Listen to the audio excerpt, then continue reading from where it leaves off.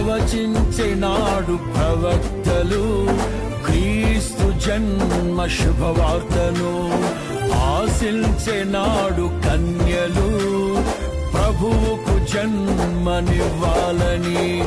తండ్రి చిత్తమే నెరవేరగా కన్య మరియకే ప్రాప్తించగా జన్మించే యేసు మహారాజుగా కాలము విడిపో